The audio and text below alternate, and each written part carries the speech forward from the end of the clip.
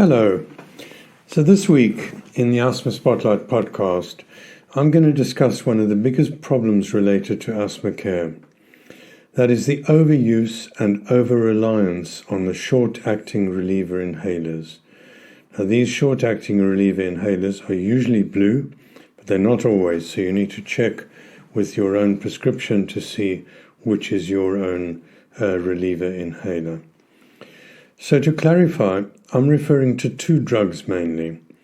These are salbutamol, which is also called albuterol in some countries, and the other one is called terbutaline.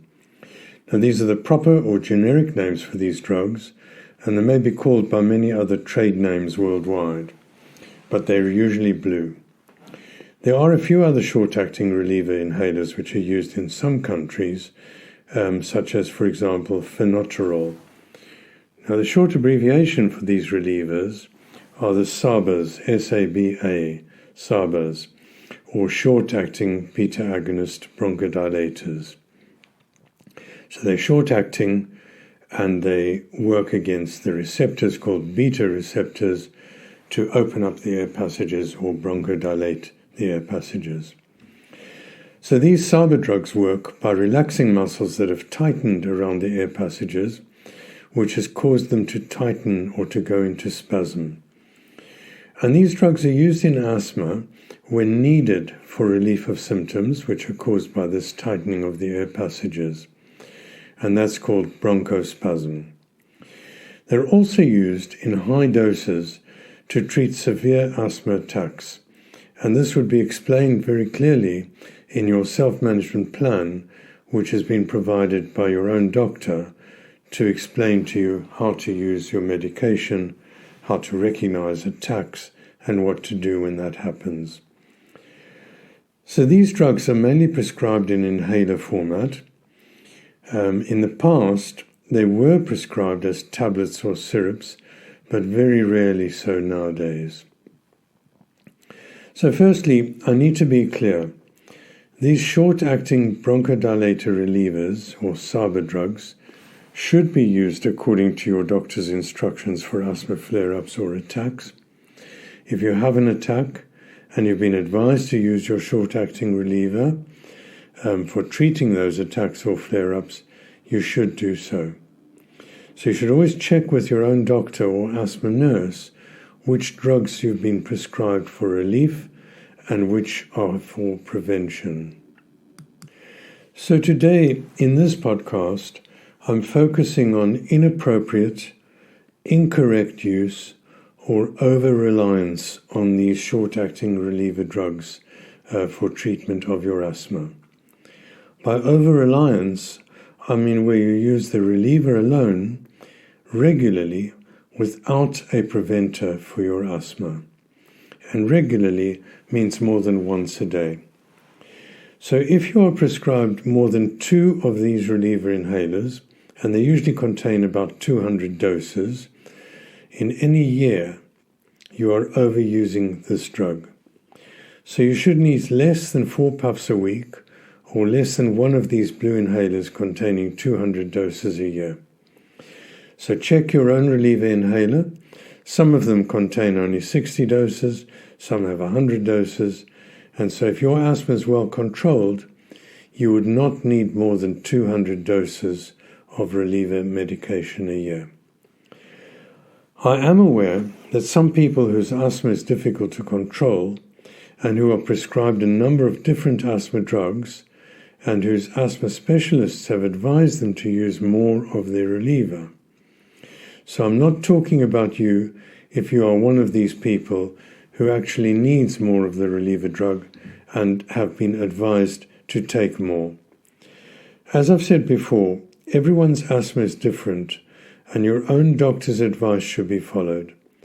So I'm speaking in this episode about people who are not following their doctor's advice and who are over-relying on their blue inhaler for the treatment of their asthma.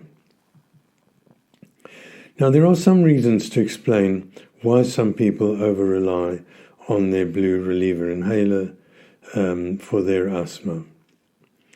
So these SABA reliever inhaler drugs have been used in asthma guidance or guideline documents, which are intended for doctors, for many, many years. And lots of people have become used to these drugs which have been prescribed for their asthma. So these drugs are very good at providing quick relief from asthma symptoms, which are coughing, wheezing, and shortness of breath. And as a result, many people understandably believe that this is the right medication for their asthma, and they use it as their main treatment for their disease. However, if you are one of these people, this is not the correct way to treat your asthma. Preventer or controller drugs are the main base for treating asthma, and these are the drugs that control the inflammation which is caused by asthma, and these are the drugs that help to prevent asthma attacks. So what's the problem? The problem is mainly that regular use of these SABAs or short-acting relievers without a preventer by people with asthma can be harmful. These relievers do relieve or improve tightening of the air passages in asthma flare-ups and attacks, and that's what they're intended to be used for. However, if used regularly, and I emphasize the word regularly, without an inhaled corticosteroids, these drugs can have the opposite effect. And that means that they can cause the airways to become twitchy or irritable, and they can cause bronchospasm or tightening of your air passages. So to be clear, they can actually cause tightening of the air passages and can cause an attack. So that's the main reason why regular use of these short-acting relievers, salbutamol, albuterol, or terbutaline, alone as the only medication for asthma is unsafe. By regular, I mean that you're taking the drug once a day or more frequently than that. Another reason why regular use of these drugs is dangerous is that it can also cause an allergic reaction in the air passages, which could also spark off an asthma attack. Now, there is a third reason why overreliance or regular use of these relievers is dangerous, and this is an important one. I did explain in a previous podcast on asthma treatment that the treatment that prevents asthma flare-ups and attacks is the preventer medication. And the main preventer medication that's used is an inhaled corticosteroid. So if one is only taking your reliever for your asthma and not taking a preventer, it's the lack of inhaled corticosteroids or failure to take the corticosteroid inhaler that results in asthma flaring up and causing attacks. Now, in the past, doctors used to advise their patients to take a puff of their reliever to open up the air passages before taking their preventer. As a result of the fact that people felt better and that they could breathe easier after taking the reliever, many people decided that all they would take for their asthma is the reliever. Nowadays, that advice is no longer given, and instead, doctors' prescriptions are more focused on preventing symptoms and attacks rather than just treating symptoms when they flare up. So your doctor will advise you to use a preventer inhaler for your asthma, and your prescription will depend on which inhaled corticosteroids are available in your country, and the prescription will depend on the regulations in your country. I have explained this in a previous episode. Basically, depending on your country's regulations and also your own asthma, you'll be prescribed inhaled corticosteroids either regularly or as needed, and as needed together with a quick-acting, long-acting reliever drug. So have a listen to that previous episode on asthma treatment. As far as the relievers are concerned, your prescription would usually be to use this for symptoms and for attacks only, and not to use it regularly. And this will be detailed in your own personal asthma management plan, which has been provided for you by your own doctor. The change in the treatment advice has resulted from a number of research studies which have associated overuse and overreliance on short-acting beta-agonist relievers and preventable asthma deaths. Yes, you did hear me correctly. Regular use of the reliever alone without a preventer has been associated with asthma deaths. And these are thought to be preventable deaths because these people had been taking excess short-acting beta-agonists and very little or no inhaled corticosteroids. While there has been lots of research in the past linking excess asthma deaths with overuse of short-acting beta-agonist relievers, it's only recently that there's been a lot of effort aimed at reducing these short-acting reliever overuse. Overuse of these reliever inhalers is now widely accepted in most places in the world as someone requiring more than 2 prescriptions of short-acting reliever inhalers in a year. And these are prescriptions for inhalers containing 200 doses each. So let's think about asthma control. If you need to use 4 puffs or more in a week of your short-acting reliever inhaler, then most guidelines would say that your asthma is out of control. Now, most of the blue short-acting reliever inhalers contain 200 doses, and there are 52 weeks in the year.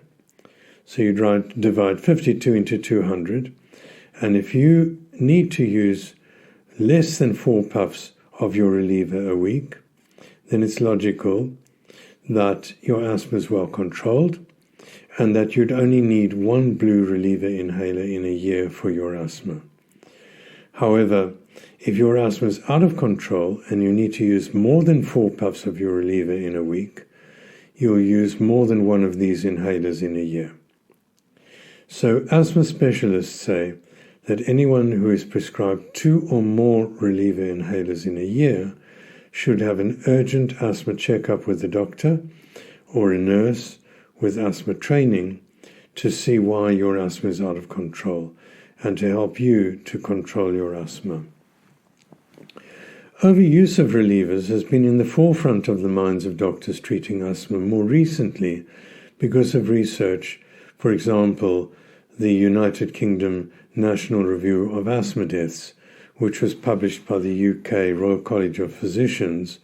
I led this research, by the way, and we published a report in May 2014. In this research, we found that over 2/3 of those people who died from asthma, that's more than 6 out of 10 of those who died, had major preventable factors in their management and self-management of their asthma. There were a number of preventable factors in these people who died from asthma, and 2 of these preventable factors related to inhaled medication prescriptions. So let me explain. 4 out of 10 of those people who died from asthma had been prescribed more than 12 short-acting reliever inhalers in the year before they died. That's more than 1 a month. On the other hand, amongst those who died, at least 4 out of 10 of those poor people were not prescribed enough, or they did not collect enough prescriptions of inhaled corticosteroids for their asthma.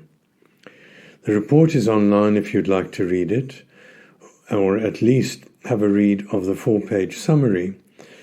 Just search for NRAD and RCP. That NRAD stands for National Review of Asthma Deaths, and RCP stands for the Royal College of Physicians. The report is free and is available to download by anybody who wants to read it. So the key messages from this episode are: firstly, asthma is a disease that causes inflammation or irritation of the air passages in the lungs. And asthma causes the air passages to get swollen and blocked due to the inflammation. And one of the ways that the air passages get blocked is from spasm or tightening of the muscles around the walls of the air passages. Now, there are two types of drugs used for asthma. One kind, the preventers, those treat the inflammation and they prevent the flare-ups from getting worse and they prevent asthma attacks. And the other kind of asthma drug works to relax the air passages that have gone into spasm. And these are called relievers. So they work against the muscle tightening. And one of those relievers, which is usually blue, is a short-acting reliever. And that's the common one prescribed for relief of asthma symptoms. The main message from today's podcast is that these blue reliever inhalers should not be used as the only treatment for asthma. This could be dangerous if they are not used with a preventer inhaler. So regular use of these short-acting reliever inhalers without a preventer can worsen asthma control and can lead to attacks. On the other hand, use of preventer inhalers, which are mainly inhaled corticosteroids, control your asthma and prevent flare-ups and attacks.